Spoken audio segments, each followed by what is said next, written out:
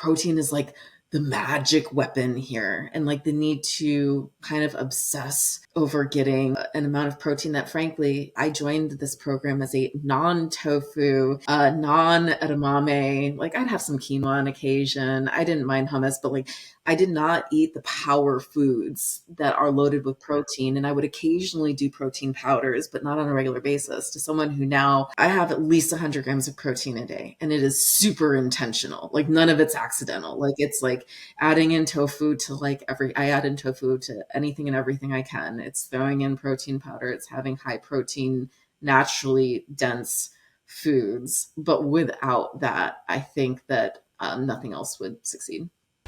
All right, welcome to the Fit Vegan Podcast. I'm your show host, Maxime Sigouin, and I'm the founder and CEO of Fit Vegan Coaching, a company that is on a mission to help 10,000 people get lean, thrive, and reduce their risk of chronic illnesses by 2033 and 1 million by 2050.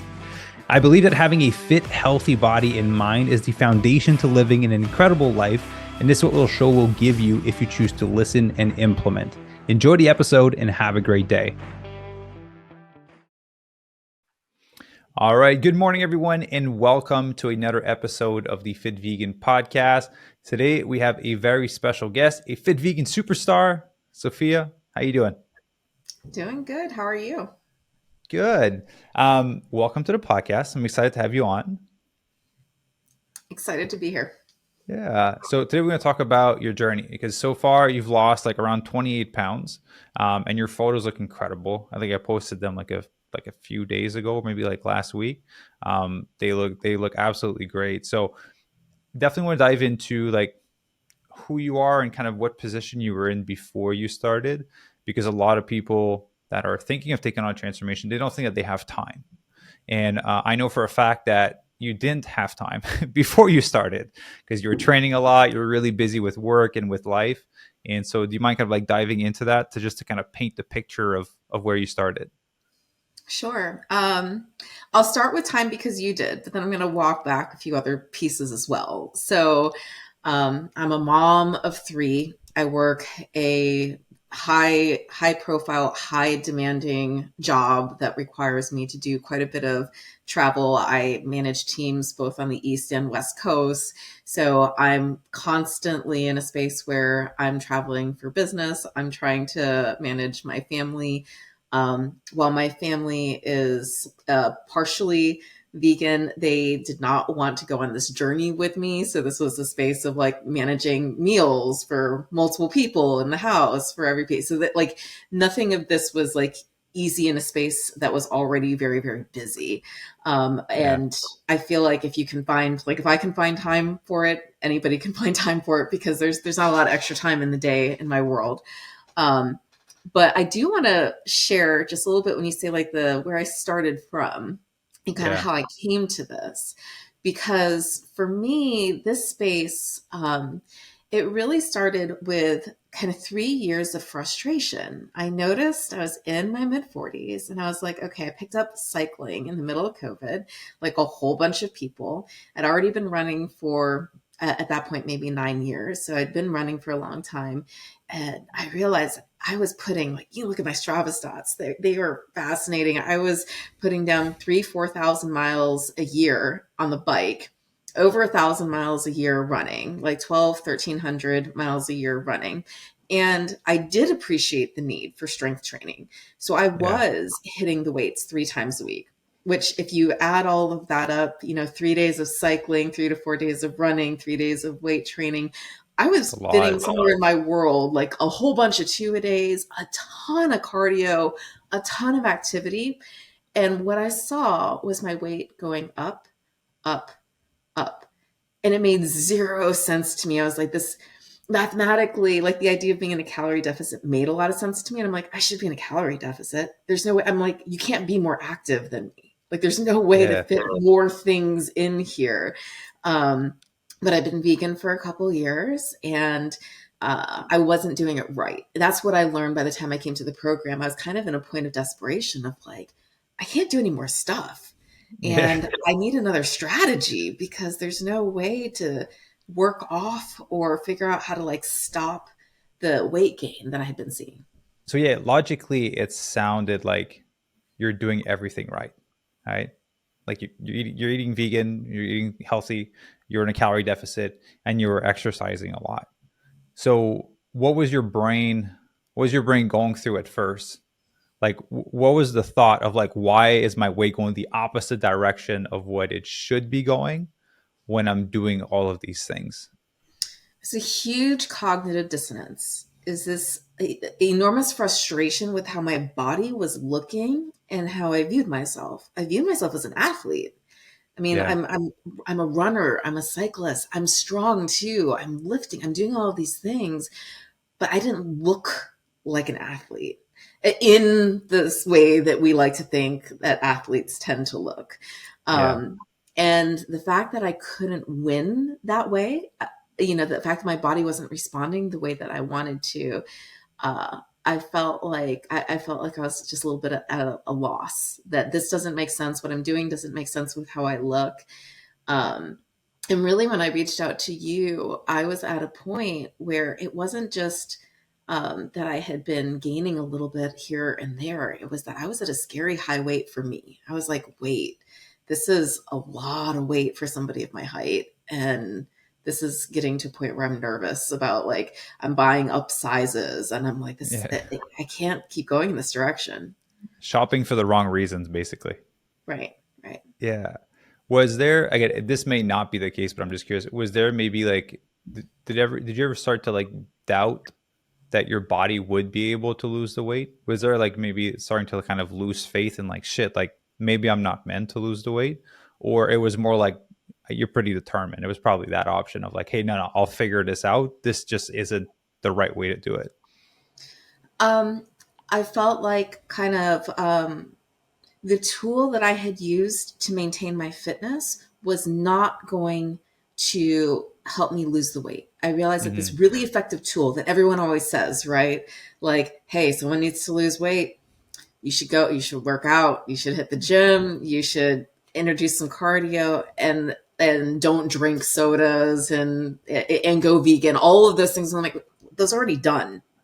Yeah. So none of those are working for me. It wasn't that I felt like I couldn't lose it, but it was I felt like all the easy buttons had been pushed and Yeah. none of those were working. So I had to figure out something else. So because I remember our first conversation, how did your brain react when I told you that you would have to do less to lose the weight? First I didn't believe it. And I was very frustrated. It was the single hardest thing for me to do when starting the program for me meant cutting out a whole bunch of cardio and frankly Hmm. cutting out a bunch of lifting because Yeah. I was doing a large variety of lifting and this was like okay you're going to do the exact same workouts like and I was just like wait what's next week's workouts it's like no you're just doing the same one I think the first time I wrote back to my coach I was just like I think there's a mistake in my thing because I have the Like it's same the same as the previous week. Yeah. Why is that? yeah, it's like no, it's intentional. Um, I had what I don't know how many people would experience this. I had an actual withdrawal. There was a physiological reaction from the cardio events. There is a real runner's high. Now, if you enjoy running and you Yeah. enjoy cycling, there's a real high that comes with that. That like Yeah. you get this endorphin kick, you feel really good, you get a great sweat on, your heart rate goes through the roof, you come in, you get clean, you feel like I really accomplished something. And that becomes part of your identity, like what you actually it's not just like some people I think feel like I have to do this because this is what's going to help me lose weight. For Yeah. me, it was like that was part of what made me feel good. Yeah. It made me feel accomplished and, type A personality. And so taking that away took away my feel good feeling. And it really, the first few weeks I was like in withdrawal from Yeah. those experiences. Yeah, which is funny to hear because most people hate cardio, right? And you're just like, no, I'm addicted to this feeling, and it's hard to not do cardio. But when I look at your graph, which I have pulled up here, like it's generally pretty much just been like a straight line down since we started doing less, since we started being more efficient with the workout and really focusing on like progressive overload versus like variety and kind of changing it up all the time. So obviously you went through this phase where there's like some withdrawal symptoms from it, but then when did your brain kind of switch of like, oh shit, this is working? Um, it was something I never ever thought would have happened, and it's something I still struggle with on like this week. I mean, I'm way far through the program, and I still have a hard time with this. Um, I saw my weight fluctuation on a day to day basis. And I saw that the day of and after my cardio events. So my coach gave me one hard run day and one hard cycle day. That's what I got. I got like two VO2 max efforts a week. That was it. Yeah. And the day of that effort and the day after that effort, my weight went up. And Yeah. it would take a couple days after those efforts for my weight to resettle. And I was like, Yeah. oh my gosh, what's happening? How is my weight increasing? It was completely contra. My body was acting in a way that was completely counterintuitive to what I'd always believed, which is do these huge efforts on the weekend, eat all of this food on the weekend to enjoy all of the huge effort that you put out, and like you will end up weighing less. And it was like, no, my huge efforts like seemed to slow my metabolism. It was like my metabolism was like, oh, are we going back there? Because if we're going back there, I'm going to hang on to everything you give me because I don't know what you're going to do to me tomorrow. It was like my metabolism was traumatized and is very easily triggered. And I will have days where I'm like, I'm going to step on the scale and see what it looks like. And I'm like, gosh, it looks like it went up a pound or two. And I'm like, oh, I ran yesterday. And I Yeah. realize that the days that I am lighter are the days that have a little bit more distance from a cardio event. Yeah, but again, there's more inflammation, there's more water retention, and so it will cause more weight fluctuation on the scale as well. Even if you do like a strength session and it's like a really brutal one, like the one that puts you in a wheelchair for 4 days, your weight will be up after that hard leg workout the next day, right? So when you demand that much stress from the body, it just holds on. It just holds on to more water. Um, so it's normal. So how when did your brain adjust? Because again, you've listened to some of these podcasts before, so I think we have two camps of people in the program: the camp of people that don't really like exercise and that kind of get into it and that now love it and do it at the pace that we kind of prescribe. And then there's people that are on the opposite side, which are people like us. We're like, no, I'm gonna bike and run 15 hours a week because that's what I need to do. And then for those people, we have to like pull them back and be like, no, like less is actually better. So when did your brain get adjusted to it? Um, it was pretty early in the program. I did not want to. I was a very reluctant participant in the first month, but I saw really quick losses in the first month. So I'm like, okay, I'm going to pay attention and I'm going to keep following up with what I'm supposed to do. Um, and it was that ability to see. And now I did stop weighing myself daily because it was starting to just create too much stress for me of like, it just hyper analyzing, wait, what happened yesterday that like it went up or what happened yesterday that it went down? Like I want to replicate, you know? And so I was like, this isn't Yeah. healthy. And so I stopped doing that on a daily basis, but I was weighing myself about 3 times a week. And I would also always find that my Thursday weight tended to be my lowest weight. And Yeah. then my weekend weight, where I'd have the longer time periods to do the longer endurance activities, would be my higher weight. And seeing that cycle and just knowing, okay, like it really is pull back and feeling like I want to go, you know what? I really want to go and take a quick run because that's going to make me feel really good because I'm stressed out or whatever. And it's like, you know what I'm going to go do with that time?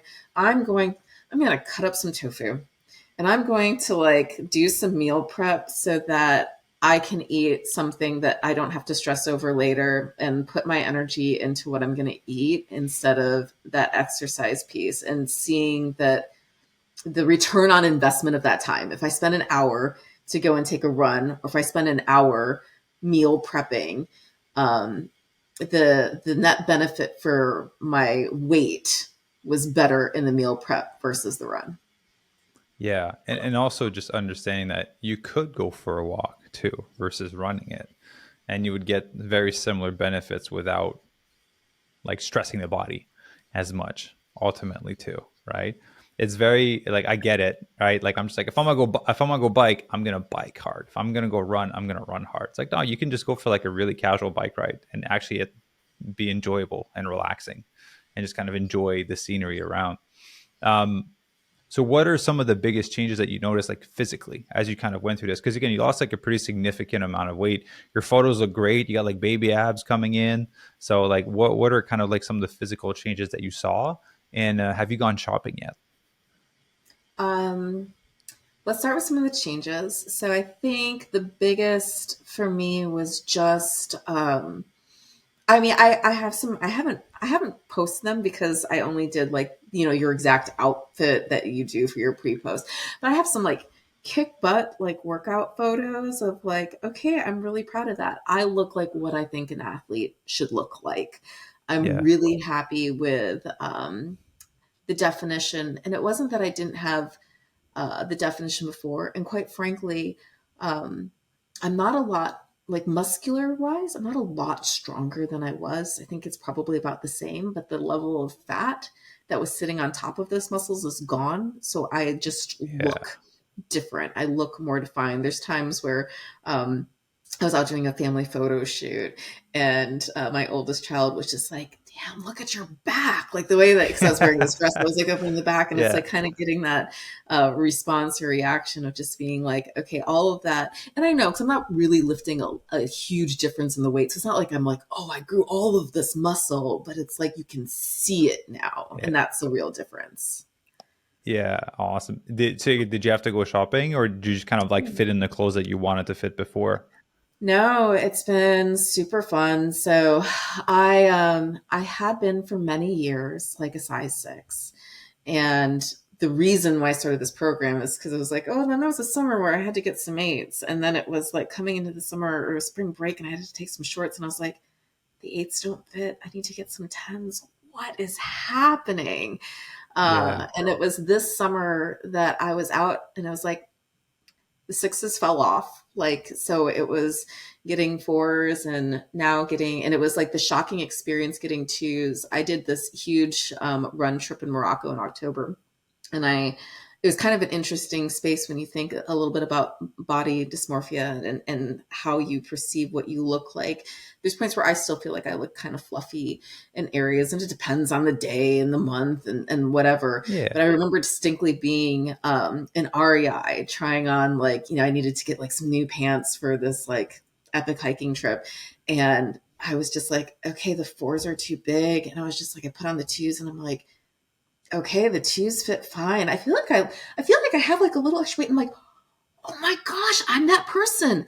I'm the annoying person that everybody hates who's like, oh, I'm a size 2, but I feel like I'm a little fluffy here. I'm like, what is wrong with Yeah. me? I'm a size 2. Whoa, okay. Like Yeah. nobody cares if like I feel like I see a little something here anymore because I'm a size 2. That's There's like no nothing. pity anymore. You've passed No, that stage. no. Now I'm the annoying person. Yeah, which hey, you worked hard for it, right? At the end of the day, it's again going from almost a 10 to a 2 is like a pretty significant change in your body recomposition, right? Because at the end of the day, you wouldn't think that obviously 20 pounds is a lot of weight, but a lot of times it doesn't always translate to kind of like a massive difference in size and clothing. So that's awesome. So I'm proud of you that you're able to shop for twos. I'm 5'2".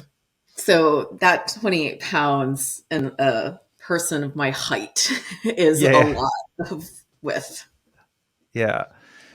So I'm curious, like, what do you think was the most helpful for you throughout the process to lose the weight? Um, I'm a very, very, very disciplined person. So the rigidity was something that was relatively easy for me. Yeah, I feel like there was one magic bullet. I don't think that you hide this from people, so I don't think I'm giving away any like magic secret sauce here. But it really was just if there's one thing I would say that this is all comes down to, especially as a vegan, is protein. I mean, yeah, it was all like protein is like the magic weapon here, and like the need to kind of obsess over getting an amount of protein that, frankly, I joined this program as a non-tofu, non-edamame. Like, I'd have some quinoa on occasion. I didn't mind hummus, but like, I did not eat the power foods that are loaded with Hmm. protein. And I would occasionally do protein powders, but not on a regular basis. To someone who now, like, I have at least 100 grams of protein a day, and it is super intentional. Like, none of it's Yeah. accidental. Like, it's like adding in tofu to like every I add in tofu to anything and everything I can. It's throwing in protein powder. It's having high protein, naturally dense foods. But Yeah. without that, I think that nothing else would succeed. Yeah, for sure. That's the part that helped you shift your body composition. Obviously, the calorie deficit helped you lose the weight, but the protein is what allowed you to maintain and build lean muscle as you decrease, and what makes you look like an athlete now, right? Because if you would have done this with low protein, you would have just looked like skinnier and a softer, lighter version of yourself at this point. You'd be 28 pounds lighter, but you wouldn't look the way that you do Yeah. right now, right? Um, so how was it for you? Again, I understand not everyone's a community person, but how was it for you, kind of like with the training and the nutrition combined together, and kind of having to navigate that? Um, the I think I'm going to force you to edit this one a little bit. I'm not sure exactly what you're going for. Just like having to like have the schedule of like what has to be eaten and like what has to be done. Is that what Yeah, you're going for? yeah. So like, yeah. So Gabrielle, just cut this part out. But how? It's this way. How did you navigate kind of having to kind of meal prep now and build different foods and manage your life and still continue to do the training? Uh, so for me, navigating the schedule was pretty easy on the workouts because frankly, I was doing less than I was doing before, right? Yeah, So if you think about someone who's doing like two a days and fitting that, and I was fitting that in many ways at the expense of sleep. So yeah, it was getting up super early because I have three kids and I have a job. It's like getting up at the crack before zero dark 30 to like get in one workout and finding time to squeeze in other things.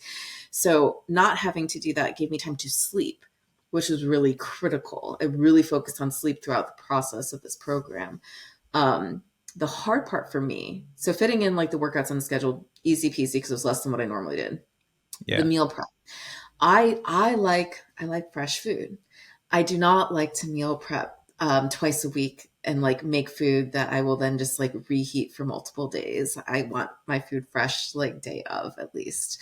And so that does create like when you're not used to cooking or cooking two meals in a house for like every meal. Now some things were easier, right? Overnight oats, like awesome, done the night before, you grab and go.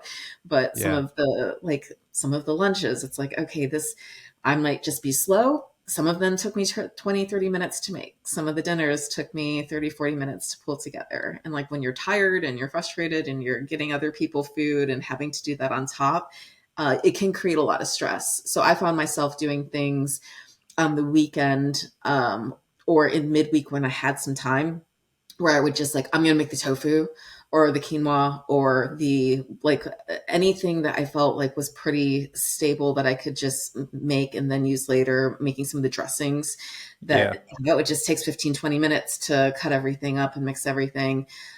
Doing that in advance. And so not necessarily so I could try to cut down the meal prep time. Of yeah. course I could have just done a Sunday and Wednesday meal prep and let it be. But that was kind of my own personal choice. Yeah, which I get it. I personally like fresh food as well. So whenever I eat, I make the food there. I have a slightly different schedule, but I feel you on that. I'm definitely on the same boat as you. So how did you navigate? Because you have a lot of moms, obviously, that are in the program and I kind of that are listening. How did you navigate kind of eating whole food plant based and your kids maybe eating somewhat whole food plant based? Like, how did you navigate the cooking? Any tips that you could pass along? Um, Baby steps of incorporating things. So I do have largely vegan home, which is helpful. Okay, so I'm not starting from a space of like trying to wean people off like meat. Yeah. so I didn't have that challenge, but not everybody in the house liked tofu. I didn't like tofu when I started. So figuring it, Yeah. and I treated tofu like medicine at the beginning. It was like, how can I cover this up and Interesting. not like see it? And like, so I was no better than the kids. And I mean, there Yeah, were yeah. times when I made meals that I was sitting at the table like a small child of like, I don't want to eat this. It doesn't taste the way I want it to. I'm like just grumpy and I'm looking at the food for the kids and I'm like, that looks so much better than what I'm eating. And so there was a lot of taste testing. There was a lot of, I'm going to make my food. You'll have something else and try it. See if you like it. And I'm going to Yeah. be really, really honest here. Maybe 4 or 5 recipes that my kid like that everyone's been like, okay, we can all eat this. So Yeah, generally yeah. speaking, everybody's not on board with me on some of these, like peanut butter and jelly for lunch. Like that's what they would prefer, not one of the salads or pieces They're that kids. I get it. which is fine. I'm not going to like convince them of that, but Yeah. adding and thinking around how we do some of like the stir fries and the chilies and some of the pastas. And I feel like chickpea pasta is like the miracle cure for everything because everybody can do pasta. You can throw a ton of protein in for the whole family on that, and it makes life a lot easier. Yeah. So, yeah, it's great. Again, the meals are really healthy. They're definitely not for everyone. Like again, like when I used to cook for Ivy originally, if I made a stir fry, I could just add like teriyaki sauce to hers, right? That was just like some sugar in it. And then she's like, oh, it tastes so good. And I would just have it without the teriyaki sauce. But your taste buds kind of shift. So I'm curious. So I didn't know that you treated the tofu as medicine. So what did you do to kind of enjoy tofu? Did you like acquire the taste? Did you use spices? Did you cook it differently? Um, it truly was torture at the beginning. The way that I managed this was like cooking, like overcooking it. So first off, I would like press it until it was kind of like crumbly. And so when I was like cutting it up, it wasn't really cubed. It was a little more like crumbly, and then baking the crap out of it, like until it was like, I mean, not crunchy. I mean, I'm talking Yeah, yeah, like pulverized, and yeah, then yeah, like kind of crumbling it up and like hiding it in like, whatever sauce, whatever thing that I was using. Um, and what I've grown up, I've gotten a tofu press. I now know how to yeah, actually like cube it. Now I don't actually cook it a whole lot different, but the flavor, the texture, like it doesn't bother me anymore. And I've also learned throughout the process, I was eating more calories than I was supposed to. I was hungry and I was still doing probably and as my coach knows, there were plenty of weeks where I was doing more than I should. It was definitely a huge reduction, but I was still doing a lot of activity. And yeah, so I used tofu, spinach, and broccoli were my free foods. I could put them yeah. in anything. I could add them to whatever I wanted for extra bulk and nutrient density. So I kind of just started a little bit of it was getting used to it. Like if I was having a salad that didn't call for tofu, I would just make so much extra tofu during the week. I would just throw a handful of tofu on that and like stuff that was pre-cooked. Um, and I think that getting used to that made a big difference for me. Yeah. Is it you that told me the recipe for the tofu chips?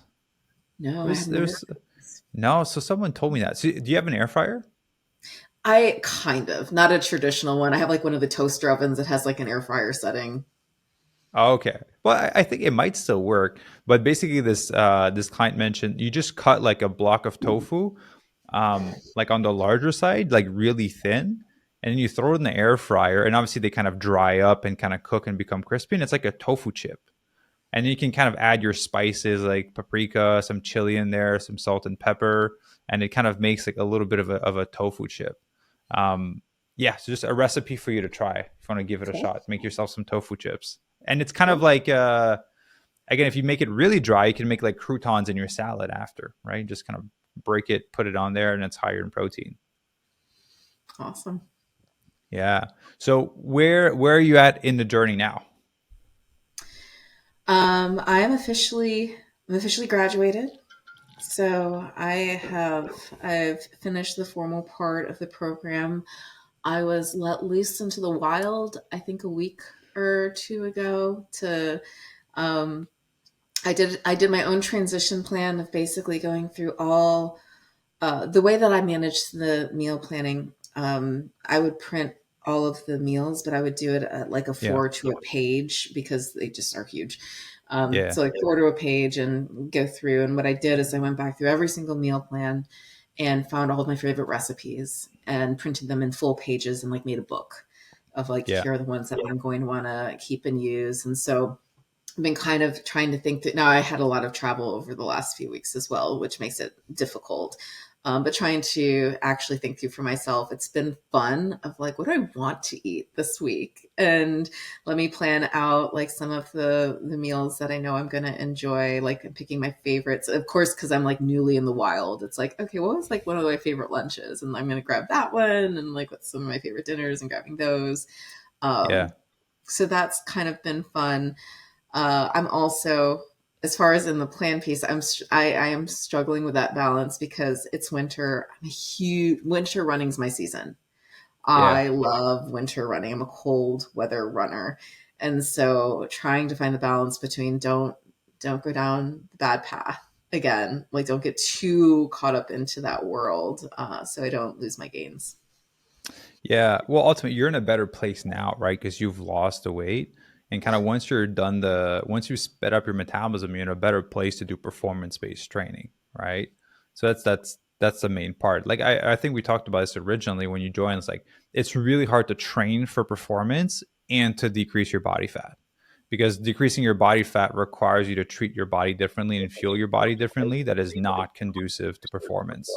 And so once you're done that, then you can kind of move into performance. And, I love what you shared about the recipe because at the end of the day, that's what we invite members to do, right? It's like, hey, just print the recipes, save them. At the end of the day, you're going to have your favorites.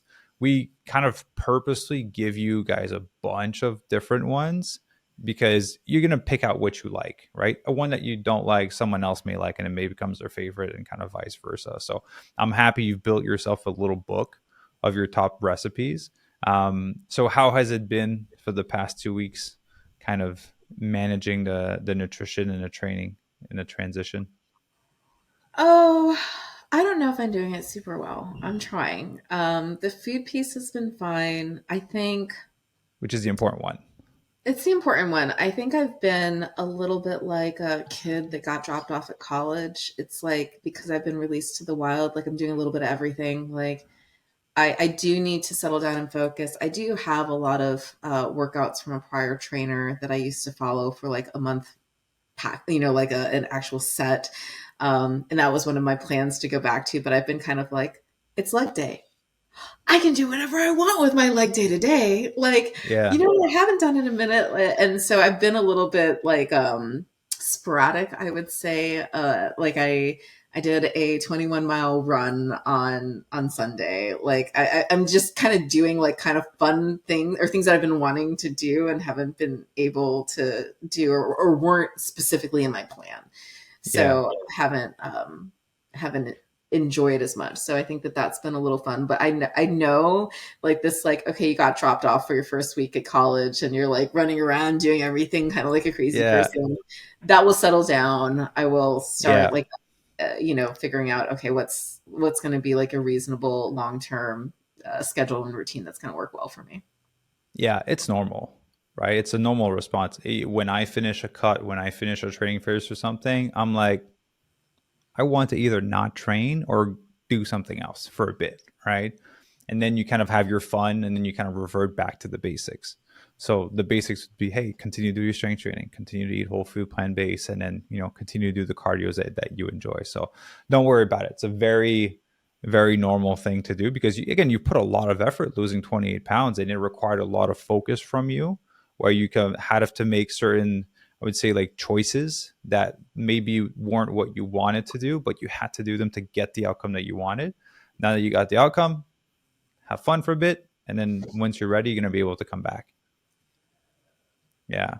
Beautiful. So what is there's people that listen to the podcast that are not members, or people that are past members, or people that are current members. Like, what is a piece of advice that you can share with them as someone that has gone through it and has had a successful transformation? Because a lot of people, either they're in it right now, maybe they're like, I struggle with nutrition, I struggle with training, or maybe they're just doubting themselves and being able to do the process. Um, You made the comment that my graph looks pretty linear, and that's true. Uh, I'm I zoomed think, out on it too. But if we look at it as little, I would say normal, there's little variations, but I'm zoomed out. I see the bigger. yeah, I raise that because there were points, there were weeks where I didn't lose 1 week, and then I might lose 2 weeks. I mean, it was linear in the fact that it was always going down, which is good. That's what we all want. Um, I think having faith in pushing, so for current members, I think my biggest message would be having faith in pushing through the weeks where you don't see the loss. It can be very easy to get in a space of like, I should be losing whatever you want to, whatever your number is. I should be losing a pound or 2 pounds or whatever every week. And if you don't, it's like, um, Throwing in the towel. hyper yeah, and well, hyper analyzing what went wrong. And I think Yeah. analyzing what went wrong is helpful. Well, did you eat like you were supposed to last week? Did you train like you were supposed to? Did you sleep like you were supposed to? Did you have stress that you didn't handle in a good way? Like all of these questions it can kind of play into. And I had a lot of that because I traveled a lot for work. Yeah. And there's traveling for fun where you can pack a million things and take your coolers and get in the car on a road trip, and I did those where I've been the person to show up, and you can kind of do that anyways just as a vegan, but like I've been the person to show up with, here's my giant cooler of all of my food for the weekend. I don't know what the rest of you all Yeah. are doing, like, but here I am. It's not like that, at least for me, corporately traveling for work. It's like, no, I'm traveling with like a backpack and like some protein powder and some protein bars. And I'm in meetings and running. And, you know, if I can grab, you have to eat kind of what is available at those moments. So your food is not perfect. So I had plenty of weeks where it's just like a disappointment in what I felt like I was able to lose.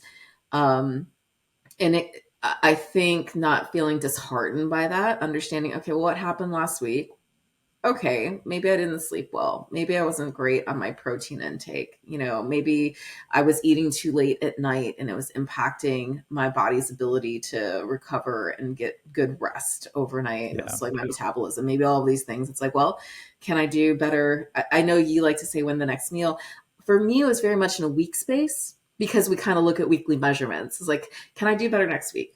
Am I traveling next week? No. Fantastic. And if the answer is yes, if it's yes, it's like, okay, then let me manage my expectations. Let me just try not to gain anything next week and Yeah. do as many good things as I can. If I'm home, great. Let's try to stay really rigid to the plan next week and see if it will come back. But I think it can be when you feel like you're doing a lot of the right things or you feel like you're personally making sacrifices. And you feel like you're making a sacrifice when you're out to a team dinner and everyone's eating really yummy looking crap and you're at a restaurant that doesn't have any vegan stuff and you're sitting there with like a salad and you're like, normally I get a salad and french fries, but I'm not supposed to have french fries. So you're just sitting there like cranky and hungry and like you feel like you're sacrificing, right?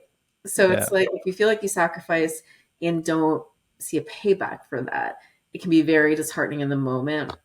Just be patient with it. Yeah. Because a lot of time when we sacrifice, we expect a positive feedback right away. Oh yeah. And the body doesn't always work that way. You know, sometimes depending again on previous history with dieting or exercise, it's a little bit more stubborn. So it might put up a fight before we lose a few pounds. And on some weeks, it just won't want to.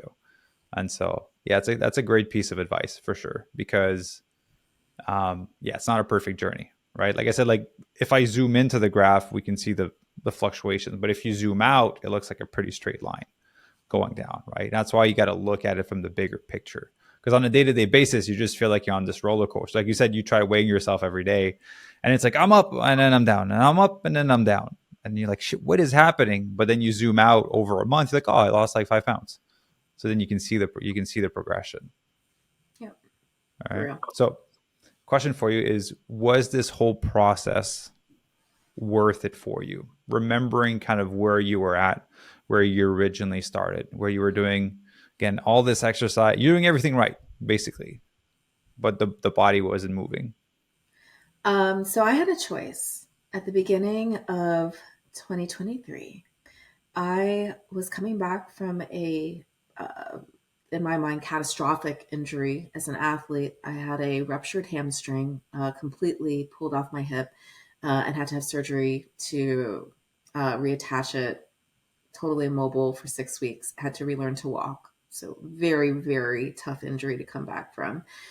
And at the time in the spring, when I was looking for what I wanted to do, what I wanted my comeback year to be, what I wanted 2023 to be, and I was trying to decide between registering for the half Ironman in Wilmington. I haven't done an Ironman before, but I felt like, God, that would be such a great comeback like feeling, or signing up for Fit Vegan. It was either go and do this physical accomplishment that would have been very special to me, honestly, in the Mm. course of that year and as part of a comeback, or really investing in my body. And I thought really long and hard about what was going to give me more joy, what was going to make me feel more accomplished at the end of the year, being able to say I did this half Ironman or losing the weight. And frankly, it was almost at a point of just like stopping the weight gain. Like I want to lose the Yeah, weight, yeah, but I was so nervous because it kept going up. And I decided to focus on Fit Vegan instead. I went that route. I didn't sign up for the Ironman. I think I had 2 or 3 conversations with you about how I really wanted to do both. And you talked to me about rabbits in a circle and to give it up and just focus on one thing. Did Fit Vegan. 100% grateful that I did. I am signed up for Ironman Wilmington for 2024 now. So yes, that the will body's be, ready for it. the body's ready for it. But it's more ready for it because of this process. Let me tell you about some of the things that happened with this program and the weight loss. I am, it's almost scary right now. Uh, Almost every run I do is a PR. I'm on Strava's and I have where it shows you the history. And so it's like, are Yeah, you training faster? And it'll be like faster. And this run was a PR. From last week, it was a PR. I ran a half marathon that I ran 10 years ago. And I had come back with like a horrible stomach thing from a trip to Morocco.